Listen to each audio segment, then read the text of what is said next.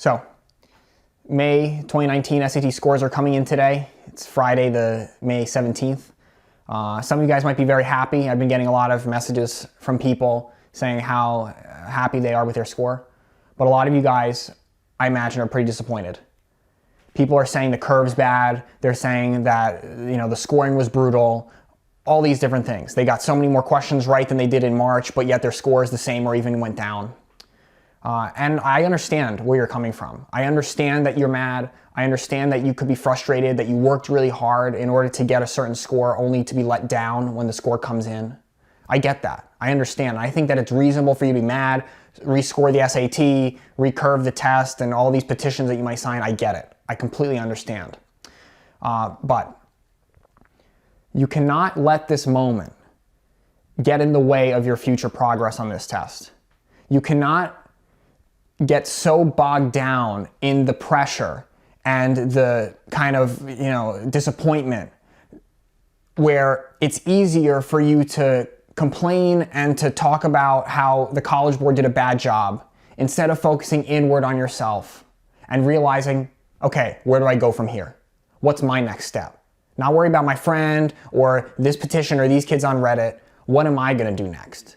Because no matter what's gonna happen, no matter how much you write on the internet about how disappointed you are, it's not gonna help you get over this fact that you need to still improve. So it's really important for you not to obsess over these mistakes.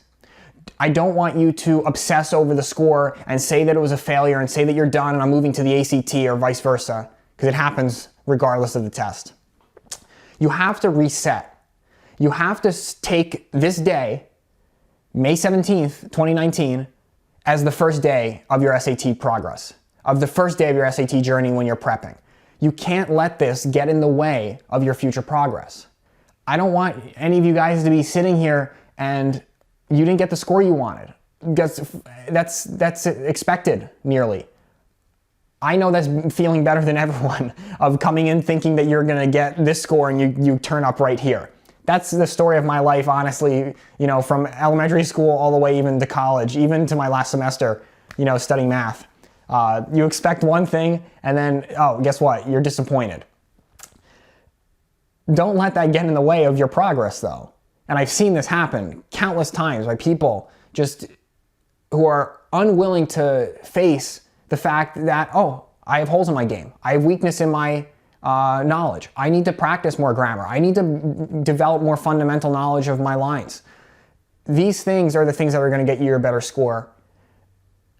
So as I said before, I understand completely that you guys are upset. I understand that there are things that you are writing about and you're reading from your friends and for other people on the internet that make you feel better.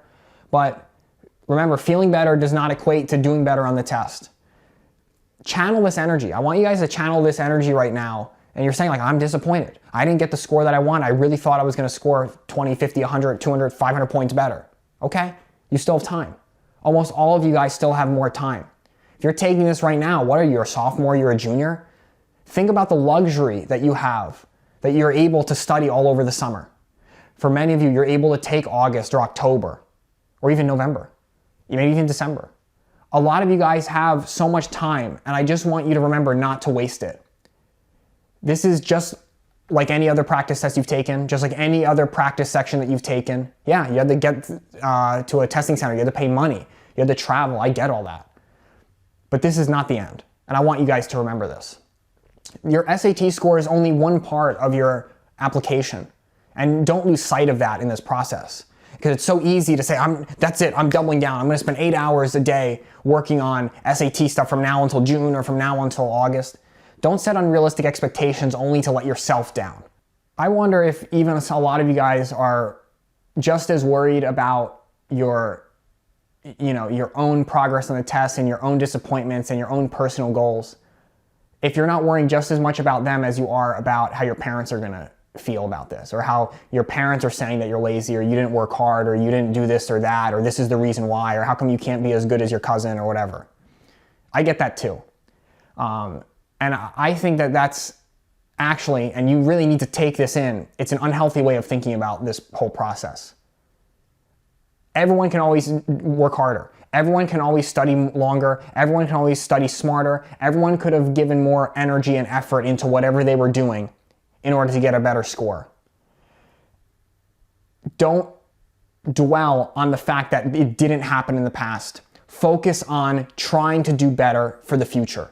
That's the only thing that you can think of. It's the next day. Today's Friday, tomorrow's Saturday. Don't worry about yesterday. Don't worry about 2 weeks ago. Don't worry about whatever you failed to do, or you feel like you failed to do, or feel like whatever your parents said you failed to do.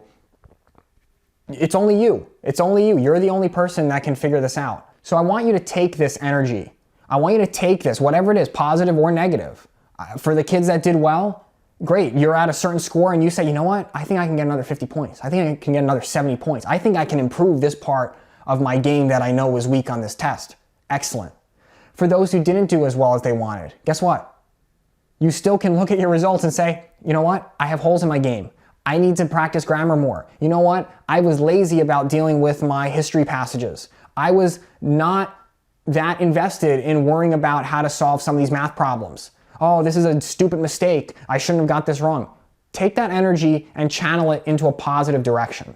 Take that negativity that you have and turn it into something that's good. Because remember, you worrying about what you did or why you didn't do as well as you thought, or why the college board is bad, or why your friend who didn't study got a better score than you is annoying and bad, doesn't at all affect you improving on your next test. So please keep that in mind. Like, I can't stress this enough, to turn this negativity into positive energy. This is one thing that got me through a lot when I was dealing with taking my SAT. I took it 3 times. I'm not this person who, I just took it once, I got a perfect score, that's it, I'm done. It doesn't work like that. And it's true also in anything that's supposed to be difficult. For every one person who's working harder, there's 10 people who are giving up. There's 10 people who are saying, screw it, I don't want to deal with it, I'm just going to do this or that, I'm going to switch to this, I'm going to avoid confronting the things that I need to improve on. That's pretty much it. I don't want to get too heavy, I don't want to get too down on you guys, but I think of this as a tremendous opportunity. It's a tremendous opportunity to assess where you stand and where you go from here. It's one of many. I took the test 3 times. I just had a kid, right now he's going to Yale. He took the test, I think 6 times. I don't recommend that. Don't do that. Don't do that. But I'm just letting you know, it's just one of many. Grind. One day at a time. One more problem at a time. Do you have 15 minutes? Do 15 minutes of practice. Don't sit on your phone.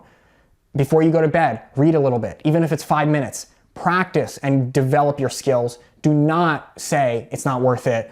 Oh, well, throw your hands up, I'm just gonna give up because it doesn't matter. Please, if that's the one thing that you take away from this, treat this as a tremendous opportunity for you to see, where do I need to go from here?